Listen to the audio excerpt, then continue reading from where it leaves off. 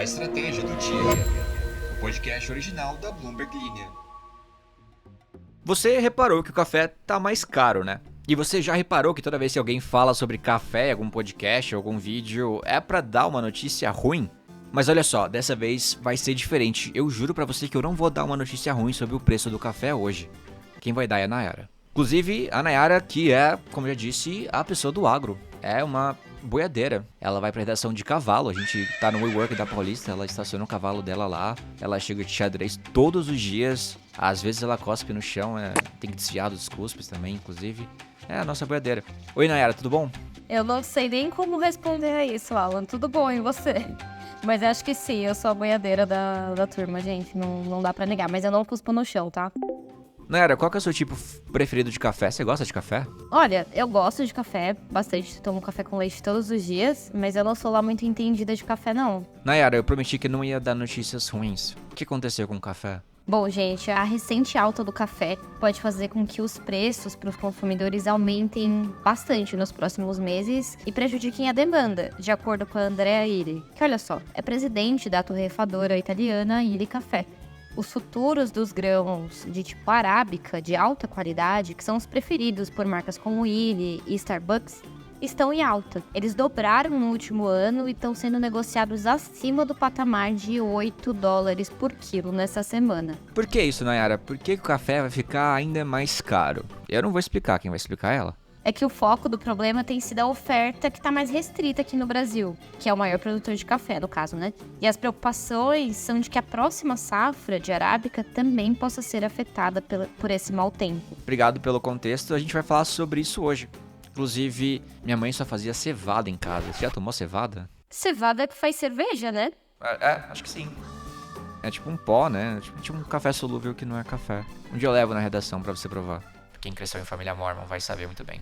A gente também vai falar hoje sobre os resultados de alguns dos bancos do Brasil. Não o Banco do Brasil, tá? Mas alguns dos bancos que existem no país chamado Brasil, só pra deixar claro. Nos últimos dias, o Itaú e também o Bradesco reportaram seus lucros. Então, bora dar uma analisada nisso também. Bora começar, mas antes, aquele lembrete diário de que temos a nossa playlist exclusiva aqui na descrição do episódio, a trilha do dia. Lá você encontra artistas novos, porque as músicas lá são feitas por músicas que antecederam o podcast no caminho diário dos ouvintes. Então, você pode acessar lá e também comentar aqui o que tocou antes do episódio começar pra você, ok? Vamos começar agora.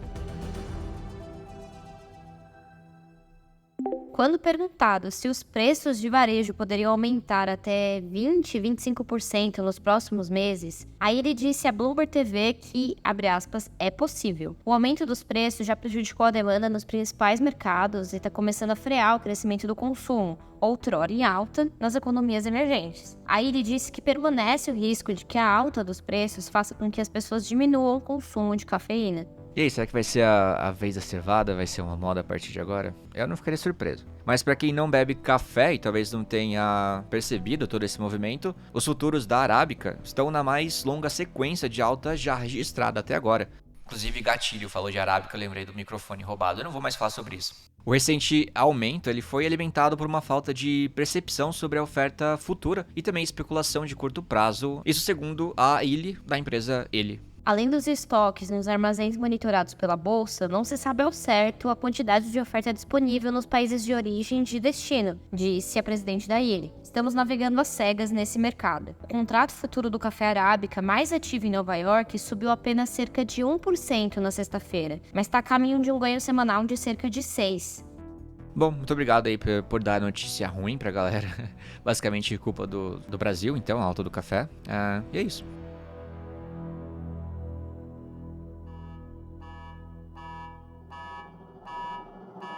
Nossa, Alan e Nayara, vocês vão falar dos resultados dos bancos só agora? Já faz alguns dias que eles divulgaram esses números. Olha, eu só não te respondo porque eu não pensei numa justificativa boa ainda pra te dar. Mas o fato é que o Itaú Unibanco fechou 2024 com um lucro recorde de 41,403 bilhões de reais e aprovou também a distribuição de 12,229 bilhões de reais em dividendos extraordinários, isso segundo o resultado financeiro divulgado na noite desta quarta-feira. Entre as explicações para esse desempenho, o maior banco brasileiro citou o ritmo de concessão de crédito no ano passado, mas projetou também um menor apetite aos riscos nas projeções, que são as guidance, para 2025. No quarto trimestre, o lucro líquido recorrente totalizou 10,884 bilhões de reais, um crescimento de 2% em relação ao trimestre anterior, que foi de 10,675 bilhões de reais. O resultado trimestral ficou levemente acima do consenso das estimativas dos analistas compilados pela Bloomberg News, que era de 10,83 bilhões de reais. Já o lucro anual representou um aumento de 18,2% na comparação com o resultado de 2023, que tinha sido de 35,040 bilhões de reais. Os principais indicadores divulgados pelo banco apontaram desempenhos positivos. A rentabilidade medida pela ROE, uma sopa de letrinhas, tá, gente? ROE, alcançou 22,2%, um incremento de 1,2 ponto percentual na comparação com 2023. Pera, Nayara, o que é ROI mesmo? É um indicador que mede a rentabilidade de uma empresa em relação ao dinheiro investido pelos seus acionistas. Em termos mais simples, ele mostra quão eficiente a empresa é em gerar lucro com o dinheiro dos investidores. Bom, e depois do crescimento de 15,5% da carteira de crédito expandida em 2024, o Itaú projeta um avanço de um dígito nesse ano, isso em meio à continuidade do ciclo de alta dos juros pelo Banco Central, isso para conter a inflação. O guidance para a expansão da carteira ficou entre 4,5% e 8,5%. Já a margem financeira deve ter expansão entre 7,5% e 11,5% com clientes e entre 1 bilhão de reais e 3 bilhões de reais com o mercado. O Conselho de Administração do Itaú também aprovou o pagamento de 12,229 bilhões de reais em dividendos extraordinários, o que confirmou a expectativa criada junto aos investidores desde o ano passado, diante do cenário do excesso de capital. A gente nem tá tão atrasado, viu, Alan? Porque o Bradesco ele reportou na manhã de sexta-feira um lucro líquido recorrente de 19,6 bilhões em 2024, o que significou 20% de aumento frente ao ano anterior, com destaque para a melhora da rentabilidade e a redução dos índices de inadimplência. O resultado refletiu também o avanço do plano de transformação do banco, conduzido pelo CEO Marcelo Noronha, desde novembro de 2023, que tem objetivos de médio e longo prazo. No quarto trimestre, o lucro alcançou 5,402 bilhões de reais, praticamente em linha com o consenso de estimativas dos analistas compiladas pela Bloomberg News, que era de 5,340 bilhões de reais. Foi um avanço de 87,7% em 12 meses, mas de 3,4% nos últimos 3 meses. E a rentabilidade medida pelo ROI, não é mais ROI, é ROI, que é o retorno sobre o patrimônio líquido médio, teve mais um trimestre de avanço para 12,7%, que é uma alta de 0,3 ponto percentual na comparação trimestral e de 5,8 ponto de anual.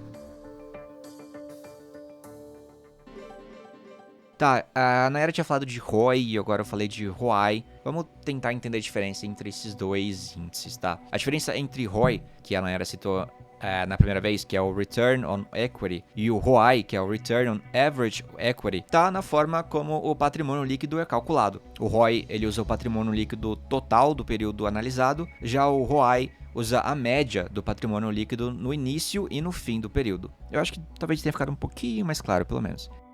O Bradesco também divulgou projeções, que são guidances, para 2025, que indicam, olha só, um menor apetite ao risco, a exemplo do que fez o Itaú Unibanco. O Bradesco ele espera um aumento na carteira de crédito entre 4% e 8%, e em 2024 a instituição financeira entregou o crescimento de carteira de 11,9% acima do guidance.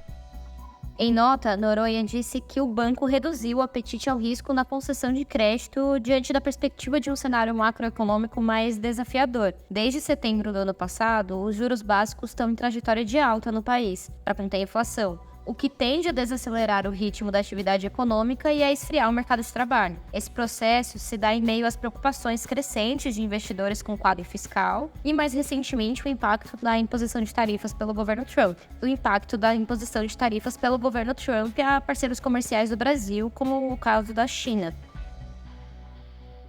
É isso aí, muito obrigado, Nayara. Inclusive, eu sou o Alan Blanco, as informações são da Bloomberg News e o episódio foi editado por Lorian Queiroz. E eu só queria deixar um disclaimer que a opinião minha sobre café, ela se limita a mim, tá? É só a minha opinião, pessoal. Eu não quis ofender ninguém e a empresa não tá por trás dessa opinião. Assim como o fato de que eu não cuspo no chão, gente. Bom, vamos ler os comentários de vocês. A Hannah escreveu: Alan, fala sobre os resultados dos quartos trimestres de 2024 dos bancos no Brasil. Olha só, Hannah, a gente atendeu o seu pedido. Eu diria que a gente tá 2 passos na frente se eu não tivesse visto esse comentário antes de definir a pauta. Então, obrigado pela sugestão.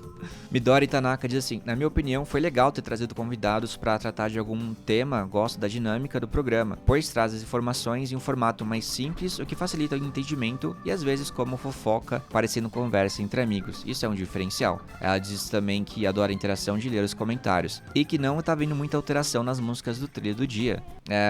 Posso te dizer que tá 100% atualizado nesse momento, então pode conferir lá. E obrigado por cobrar, muito legal isso. E João Henrique Frigo diz assim: teve uma matéria com notícias do Elemento Elon Musk e você não colocou o efeito sonoro. Muito boas notícias do dia. Verdade, né? Lohia, tem como compensar isso? Colocar o áudio agora? O canalha que eu estou falando é esse sujeito que nasceu na África do Sul, se tornou um dos maiores bilionários do mundo, à custa da exploração das pessoas, e agora acha que pode andar desestabilizando as democracias para tomar de conta das riquezas. Esse elemento chamado Elon Musk é um vagabundo. Alá Mulroy escreveu: meu podcast favorito do Caminho Diário. Acompanho há muito tempo e é a minha primeira interação. Eu tenho medo de inteligência artificial. Tava tocando um segundo, um nunca mais da Glória. Eu também tenho medo de inteligência artificial lá. Tamo juntas. Mas continuo usando, pois necessário. E inclusive o Edmar Ferreira da Cruz diz assim: pode ser que seu chefe também use o chat GPT para resumir seu e-mail. Então tá tudo certo. É bem provável, já que meu chefe fala espanhol, então... O Netone escreveu: se ele é de Recife, em referência ao Daniel, por que ele não fala tá ligado, boy? Bom, Netone, a gente confirmou com ele, o Daniel falou que não é muito dessa geração, mas ele usa outras gírias. Mais pra frente ele pode falar aqui com vocês. E, gente, muito obrigado pela audiência de vocês mais uma vez. Obrigado, Nayara, por comparecer aqui, por ajudar a gente. E até o próximo episódio. Tchau, tchau. Eu que agradeço, gente. Beijos, primos. Big beijo.